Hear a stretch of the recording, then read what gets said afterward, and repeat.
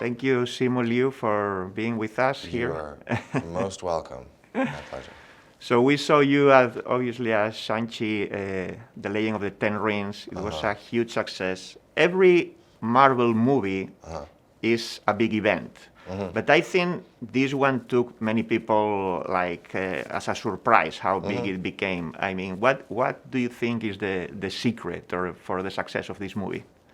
I think I don't know if this is a secret, but I think we made a good movie. I think we made something that that is just such a movie spectacle that can be enjoyed in theaters, and I think it was coming out at a time of a little bit of uncertainty, and I think at the end of the day, I think what took people by surprise is just how willing audiences were to show up to the movie theater to watch this movie and to watch the story and to watch the kind of this introduction to this wonderful superhero. And this is the first Asian-led movie in the Marvel universe. Is it? Oh, I had no idea. How do you feel about that? Pretty incredible. I say this probably 400 times already, but growing up, no, but it's important. I mean, growing up, I never had that kind of representation. When I saw superheroes on TV or in movies, they never looked like me. And I think growing up in a society as an immigrant, if you're not seeing that kind of representation, you're constantly feeling like an outsider. I don't know if you felt the same way, but we all deserve to feel like we belong where we are, especially if we've spent 20, 30 years here. And I think this movie goes a really long way, especially just because our Marvel movies have such an appeal to children. It's just so amazing that we get to give kids today something that I never had, which is a sense of belonging, a sense of pride when they turn on the TV. But also, even if you're not Asian or you're not an immigrant, I think you can enjoy this movie and you can partake in the celebration of culture, which I think is awesome. Latinos, we are still waiting. We want also Oscar Isaac is Moon Knight, right? That one's coming out soon, which I'm really excited for. But yeah, I think every community deserves to have that kind of representation. There's something so special about being a superhero. It's like somebody that children and people idolize. It's really just a beacon of hope and inspiration. So we all need to have that. And is it true that you used to dress as a Spider-Man? Oh yeah, yeah. I just said that in my SNL monologue. Yeah, it was when I first started out as an actor in Toronto. I was very out of work, and so one of the odd jobs that I picked up was dressing up as Spider-Man for kids' birthday parties, and unfortunately, the suit was not as well fitted to me, and it wasn't as nice as a Hollywood movie quality suit, and I showed up to a lot of kids' houses dressed up as really crappy $30 Spider-Man, and it wasn't the best. It wasn't my favorite thing. A lot of the kids wouldn't believe that I was Spider-Man. They would reject me immediately and then would start kicking and punching and screaming and saying, "You're not Spider-Man, you're not Spider-Man." And this was after you quit a career on business administration, right? You were on that path and Yeah, I thank you for protecting me. I was fired. I was fired. I was kind of at home, totally without a job and without any direction in life, and I kind of decided on a whim that I would give this thing a try. I don't know why. Honestly, I think it's just something that I felt like the universe was trying to tell me, and followed my instinct, and then somehow got here. And you started your acting career around 10 years ago, a little bit more or less, or? Yeah, I would say a little bit less. Maybe I started in 2012. But when I say started, I mean like I was a background extra.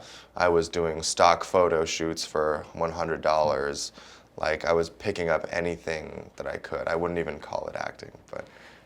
So, but I mean, you are now here, and with a big movie, huge success. That path, do you see it as something progressive, or something like, I don't know, you were doing smaller things and then boom, something big came, and how do you see your career? Yeah, kind of like back? you know what, kind of in between.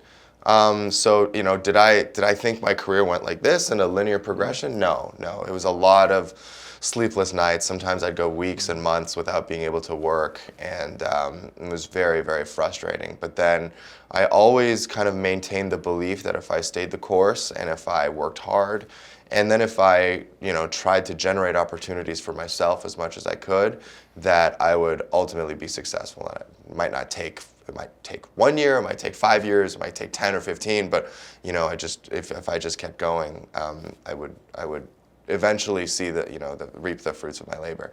And you know, there were a couple of big breaks along the way, and there was also a couple of moments where I was able to, you know, create something that really helped. You know, I would write something, or I would direct a short film, and that would help me a lot. So it was really a combination. I think it looks less like this and more like kind of a staircase. So it's like, you know, a bunch of nothing, and then all of a sudden a little blip, and then all of a sudden a little blip. And you asked for the Shang-Chi role on a tweet, right? On Twitter. Yes. Do you recommend doing that to other actors? Here's what I do recommend. I recommend visualizing where you want to be. I can't guarantee that you're just going to get a job because you tweeted it out, but I think there's no harm in setting a sight and saying that's the direction I want to head in, and allowing yourself to fully pursue that goal is that I think is the lesson of that story, not just tweeting stuff out, but yeah. And has your life changed a lot since this breakthrough? Well, I definitely don't sleep as much as I used to.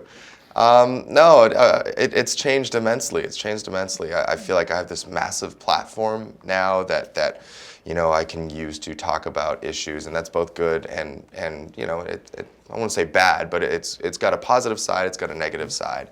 And you know, I think a lot of my life now is learning to adjust to having that, and learning when to use it and when to, you know, stay respectfully silent. And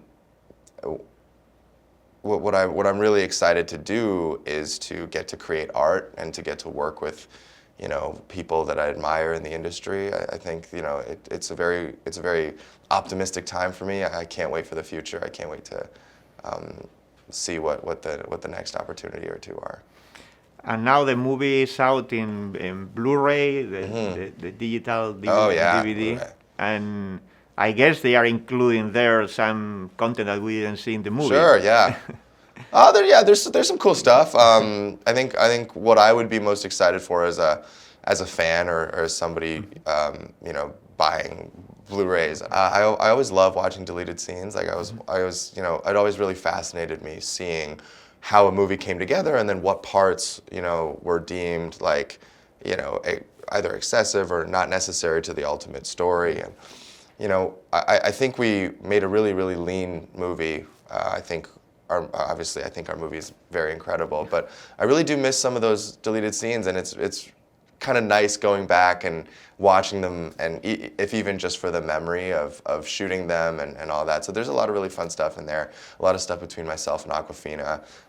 You know, Sir Ben Kingsley has, you know, some really, really incredible stuff too that, you know, unfortunately didn't make the cut, but that'll be a lot of fun. Sounds fun. I think also, this isn't a Blu-ray thing, but I think Assembled, the Disney Plus documentary of our movie is just absolutely incredible. I mean, when we were shooting, we just had a BTS guy kind of following us around. Occasionally he would pop in, ask us a question, and I didn't even really know how it was going to end up. But seeing all of that footage assembled, it really felt like I was back in Sydney. And for me, just personally, it was just so nostalgic to be able to go back there. It really, like, you know, especially because I think we were in the middle of the pandemic. We were just our whole crew was just, we just saw each other every day, and we were the only people that we saw. So we were this little bubble, and it just felt like, it's just such a wonderful memory. So I would love to share that with the world.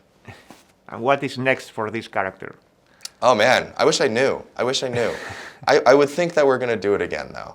I haven't had any formal conversations or anything like that, but I think there's a lot of story left to tell with this character, and I'm really, really excited to see him, to see his character and his story progress, and also to see him interact with other people in the MCU, whoever that is. I'm sure people will love that, to see more of Shang-Chi. Thank you so much, Simu. Thank you. So much.